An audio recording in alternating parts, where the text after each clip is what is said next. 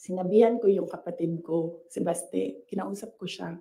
Sabi ko sa kanya, "Kaya mo ba ang gawing number 3 itong Davao City? Kaya mo bang saluhin? Kasi kung hindi mo gusto, di mo pa kaya, hindi ako tatakbong Vice President." Sabi ng kapatid ko, "Kaya ko, gagawin namin. Okay, tumakbo kang Vice President." So sabi ko sa kanya, "Okay, we're okay with you. Pakidala nitong sulat kay PRD." Sabi ng Baste, ginanon doon ng PRD, and then ginanon niya. And then he said na, wala na akong masasabi diyan.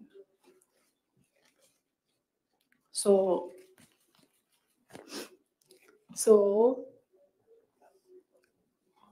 okay lang, sir, kasi kung babaan ninyo, masyado tayong madami dito, iinit siya. So,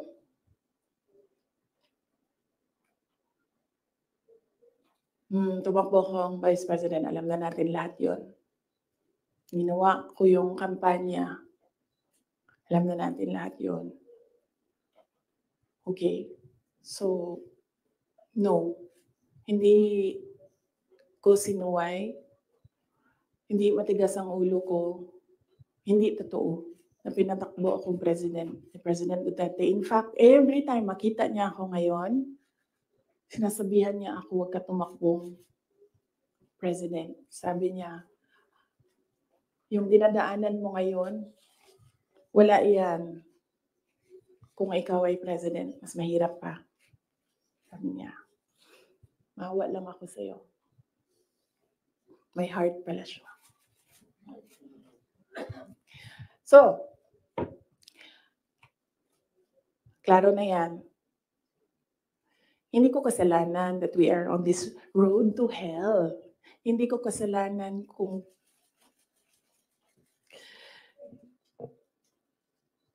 hindi marunong. Kasi kung alam mo naman na may kakulangan ka, bibilisan mo yung gagawin mo para mag-catch up. Hindi ka naman uupo lang doon na parang, may kakulangan talaga ako, ganun talaga. Hindi ganyan. So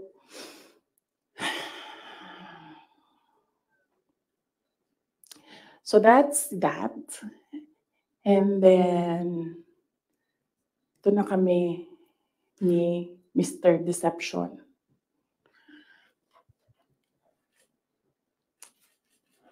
Sabi ko sa kanya, 2 lang.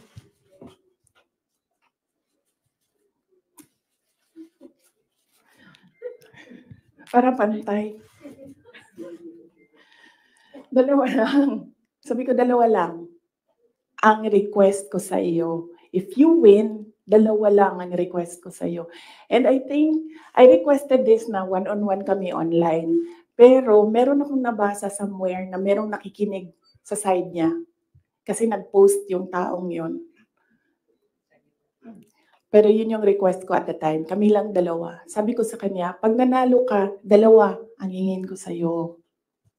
Unang-una, yung trabaho ko.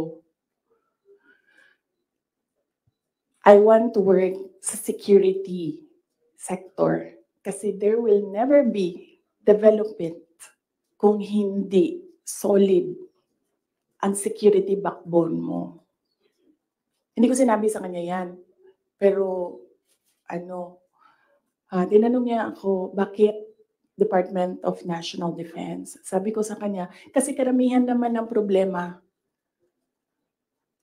ng insurgency, ng terrorism, nandyan yan sa Mindanao. Kinalakihan ko yan, naiintindihan ko siya. In fact, nung bumaba ako, insurgency-free na ang Davao City. So, naiintindihan ko siya. Yan yung gusto ko na trabaho. He said, readily, he said yes. And then, ang isa, sinabi ko sa kanya, itong trabaho na ito, maiiwanan ko yung mga anak ko. Naiintindihan ko yan. handa ako diyan. Pero humihingi lang ako ng tulong sa iyo na suportahan mo yung air travel ko. Kasi maiiwan yung mga anak ko and gusto ko lang na 'pag kailangan nila ako, makakauwi ako sa kanila. Kasi itong mga bata na ito, lumaki sila sa akin. Since birth hanggang nag-decide sila na hindi na sila tatabi sa akin sa tulog. Nasa akin sila gabi-gabi, except 'pag wala ako sa bahay dahil sa trabaho.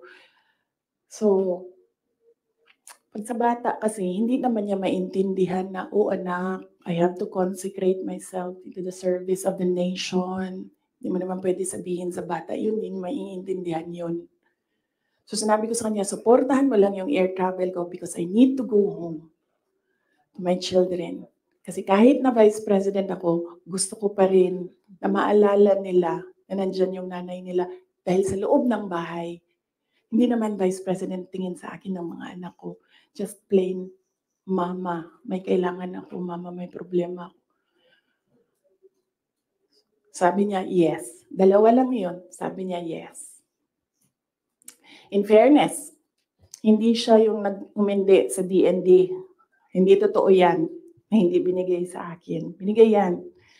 Nung nanalo na, sinabi ko na ito dati, ulitin ko lang, nung nanalo na kami, nakita ko yung boto. And then I realized, sabi ko, gagawin talaga ng mga tao na away kami para masira yung partnership. Yun talaga ang gagawin. Lalong-lalo na ng mga yellow, ng mga liberal. Kasi yun yung gusto nila. So sabi ko, they will exploit this.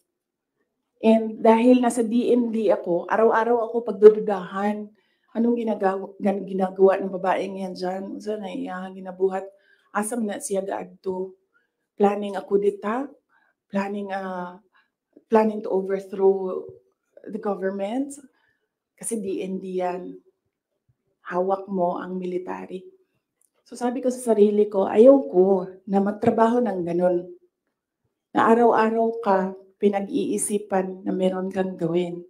Samok ra siya ba magtrabaho ka unya napay ingana nga intriga, madaot lang imuhang kamada. So ingon ko, sabi ko sa kanya, "Puwede ba ako lumibat sa education? Kasi 3 naman yung plataporma ko, mapayapang pamumuhay, trabaho, edukasyon." So sabi ko, "Puwede ako lumipat ng DepEd." Sinabi ko din sa kanya kung bakit, ayaw ko na intrigahin ako. And then he said, "Yes." So napunta ako sa DepEd. And then the other one, sabi ko, "Supportan mo yung air travel ko." Sabi ko, di na nangyari yun. Pinilit namin, hindi na natupad yun. Isang beses sinabihan ko siya, sabi ko, "Puwede ba sabihan mo yung 250?" Kasi na ako ang priority, hindi ikaw. Kasi yan yung usapan natin. Kasi naiintindihan mo, 'di ba, na meron akong maliliit na anak. Kasi sinabi siya